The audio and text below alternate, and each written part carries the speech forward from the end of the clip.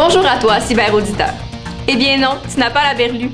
Mon nom est Marianne Laplante et je serai la nouvelle chef d'antenne de ton cyber-bulletin Henri Bourrassien préféré.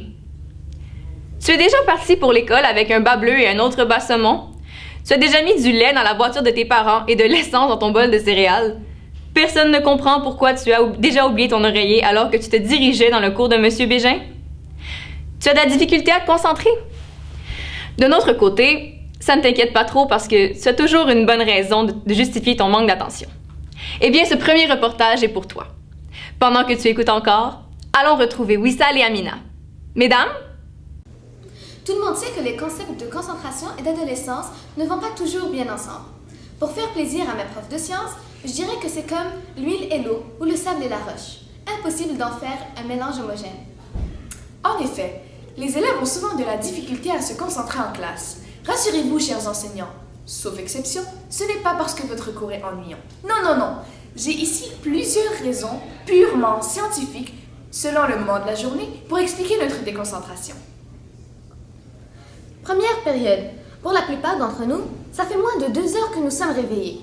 Vous devez comprendre que nos pauvres petites neurones ne sont pas encore activées et alertes à ce moment de la journée, et que notre petit déjeuner, si petit déjeuner il y a eu, n'est même pas encore digéré.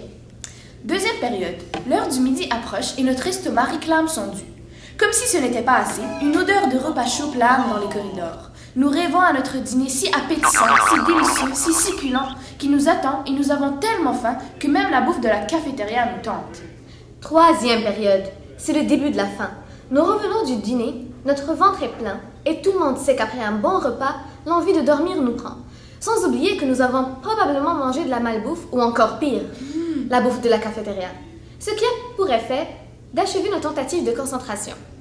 Quatrième période. C'est la fin. Ça fait plus de 4 heures que nous sommes enfermés entre les murs de notre si précieuse école, et tout ce à quoi on pense est l'heure de la libération.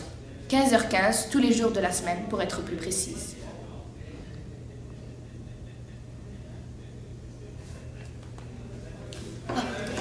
C'était Wissal et Amina pour Ravage B. Tu te mets à voir des points blancs juste à l'idée que l'on puisse te demander de faire la translation d'un triangle? La venue imminente de ta prochaine présentation orale provoque l'apparition de plaques rouges partout sur ton corps? Tu te mets à bégayer et tu perds tes cheveux à chaque fin d'étape? Peut-être as-tu de la difficulté à gérer ton stress. Qu'à cela ne tienne, l'équipe d'Info HB a pensé à toi. Imen et Camélia, nos 2 reporters, ont quelques conseils à te prodiguer à ce sujet. En quelque sorte, elles t'ont envoyé des signaux de déstress. Allons les retrouver.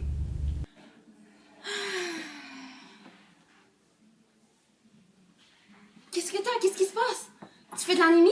T'es malade? Ah non, c'est pas ça. C'est juste que, vu qu'on est en fin d'étape, j'ai étudié une bonne partie de la nuit, c'est tout. C'est vrai qu'à un moment de l'année, on a beaucoup trop de cours et d'études.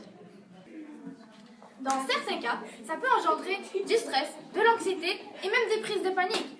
Alors nous allons vous donner quelques trucs pour mieux apprendre à gérer votre stress. Notre premier conseil est de maintenir un équilibre. Oui, il faut prendre le temps de réviser, mais il faut aussi prendre le temps de manger, de passer du temps avec notre entourage et surtout de se faire plaisir, en écoutant de la musique, en lisant un livre ou aussi en pratiquant une activité physique. Comme une chanson à la radio, plus nous l'écoutons, plus nous l'apprenons. Et pour le par cœur, c'est pareil. Plus nous relisons nos notes de cours, plus nous les apprenons. Il suffit de les lire 1 ou 2 fois par jour ou de les relire quelques temps juste avant votre examen ou la veille et vous aurez moins de stress, vous vous sentirez plus en confiance et tout sera génial. Il faut aussi relativiser les choses. Un examen de coulée, ce n'est pas la fin du monde. Bien que ce soit dommage, ça arrive à tout le monde. Même les joueurs de basket connaissent de mauvais matchs. Il faut aussi bien dormir, 8 heures par nuit. Si ça vous aide, faites-vous une horaire d'études. Ça va vous organiser et vous permettre de mieux étudier. Avant un examen, restez avec vos amis, rien un bon coup, bref, décontractez. Et dites-vous bien ceci, si vous avez révisé avant votre examen, écouté en classe et êtes allé en récup et que vous aviez fait, en bref, tout ce qu'on vous avait demandé, pourquoi votre examen ne se passerait-il pas bien? C'était Imen Zidane et Camélia Gadouche pour Info HB. L'émission de télévision L'épicerie fait des tests de goût pour savoir quel produit est le préféré des consommateurs. En période électorale, on fait des sondages afin de connaître les intentions des électeurs. Dans un examen d'art plastique, on te donne des choix de réponses afin de savoir de quelle couleur tu dessinerais un arbre. Eh bien ici, à InfoHB, nous faisons des vox pop pour savoir ce que tu penses d'un sujet en particulier. Allons donc retrouver un échantillon de la population henribourassienne pour savoir ce qu'elle pense des messages à l'interphone.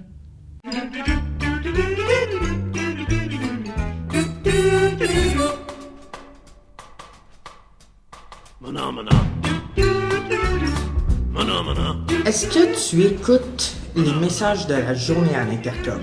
Ben, en général, non, parce que la classe parle trop, donc on n'entend pas vraiment. Oui, souvent personne n'écoute. Je dirais un non. Pas vraiment. Il y a vraiment beaucoup de bruit dans la classe, fait que je les entends pas vraiment. Pas vraiment, j'écoute pas vraiment les messages. Moi, quand on est en train de faire quelque chose, je suis pas concentrée à écouter ce qu'il dit. Est-ce que tu écoutes les messages à l'intercom? En général, oui, même si des fois c'est difficile avec tout le bruit qu'il y a tout le temps dans la classe. Moi? Ça dépend. Ça dépend de quoi? Mais si les messages sont intéressants. C'est important, mais je trouve qu'on devrait mettre plus de joie quand on parle. Pas en tout, on n'entend jamais rien, puis le monde sont vraiment pas intéressés. Non, honnêtement, les messages de la journée, c'est les informations que j'ai des fois déjà eues par d'autres personnes, et que je préfère dormir sur mon bureau.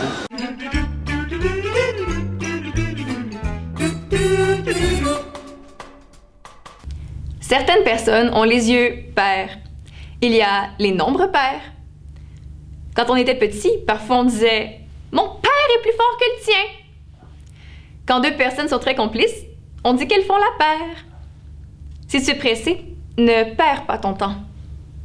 Il est plus que temps d'aller rejoindre notre prochain reporter Charles-Élie qui t'a préparé un topo sur notre programme des pères aidants. Alors que, grâce à toi, cher Henribourassien, les paniers de Noël ont aidé bon nombre de familles, savais-tu que les élèves du programme d'éducation internationale mettent en œuvre leur qualité du profil de l'apprenant altruiste en aidant sur une base régulière des élèves de la première et de la deuxième secondaire au niveau académique? Il s'agit des pères aidants. Grâce à ce projet, qui en est à sa première année, les pères aidants peuvent transmettre aux élèves auxquels ils sont jumelés leurs techniques d'organisation, pour leur casier par exemple, leurs techniques de préparation aux examens, ainsi que leurs connaissances. Les élèves parrainés sont donc valorisés puisqu'ils peuvent apprendre à connaître des élèves de d'autres niveaux et acquièrent des connaissances leur permettant d'obtenir de meilleurs résultats scolaires. Un autre programme similaire à celui des pères aidants existe depuis plus d'1 an. Il est financé par l'organisme Coup de pouce jeunesse, un centre d'action bénévole où on peut faire du bénévolat avec des enfants de maternelle, des enfants de nouveaux arrivants, des élèves de classe d'accueil et bien entendu des élèves de la première secondaire. C'est d'ailleurs leur local qui se trouve à la cafétéria, à côté de la cantine. Nous tenions donc à remercier tous les élèves bénévoles pour leur incroyable implication et travail. C'était Charles-Élie pour InfoHB. Tu trouves injuste que ton prof te renvoie au secrétariat parce que tu ne respectes pas le code vestimentaire de l'école? Tu crois que les enseignants complotent contre toi parce que, alors que tout le monde parle, c'est à toi qu'on demande de se taire? Tu considères que tu es victime de torture car tu termines ta journée avec un cours de M. Brunet? Eh bien, sache que certaines personnes sont victimes d'injustices beaucoup plus graves.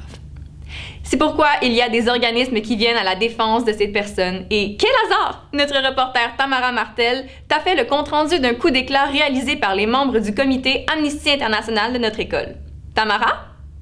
Le 22 janvier dernier, le comité Amnesty International a mené sa première campagne d'envergure à l'école secondaire Henri Bourassa. Comme cela se fait malheureusement dans certaines parties du monde, contre toute attente, des représentants d'un régime totalitaire ont enlevé des élèves et des enseignants pour des motifs arbitraires. Les filles de la fortune ont été accusées injustement et amenées. Amnesty International, nous militons pour la liberté d'expression et les droits humains. Ensemble, nous pouvons les sauver. Vous avez qu'à venir à la cafétéria ce midi pour signer une pétition. Nous vous attendons en grand nombre et nous comptons sur vous.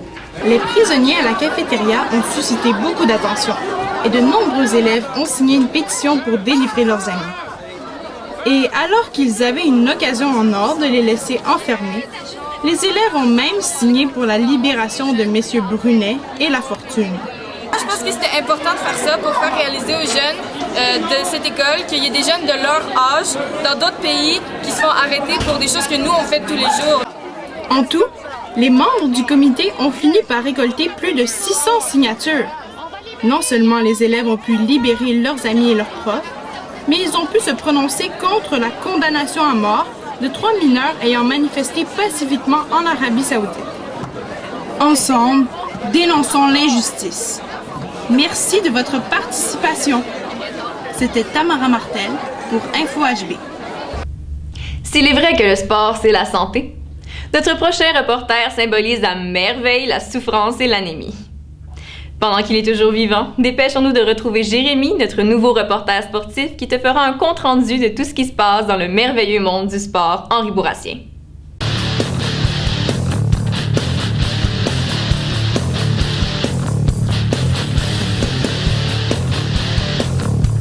Bonjour à toi, cher Henri Bourrassien, qui, je l'espère, est aussi en forme que moi. InfoHB était à la recherche d'un nouveau visage pour son bulletin sportif et, à l'unanimité, on s'est tourné vers moi, Jérémy Trudel, machine à endorphines. Ces derniers mois, contrairement aux Canadiens de Montréal, nos différentes équipes sportives n'ont pas chômé. En effet, notre formidable club de basketball niveau Benjamin a remporté, grâce à 2 magnifiques victoires, les tournois qui se sont déroulés à l'école Saint-Ex et Saint-Laurent.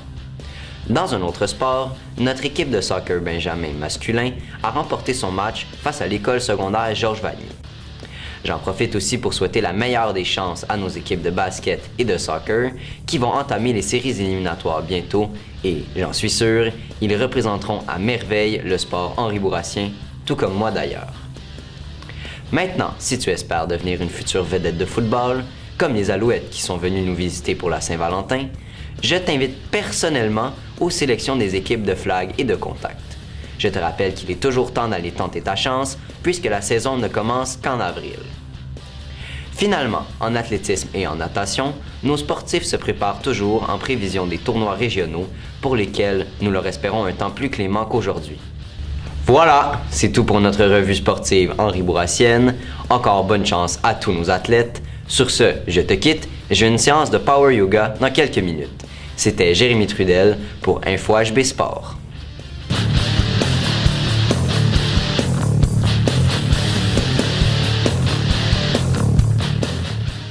Comme le dit un prof d'éducation physique quand vient le temps de faire sa correction, c'est déjà terminé!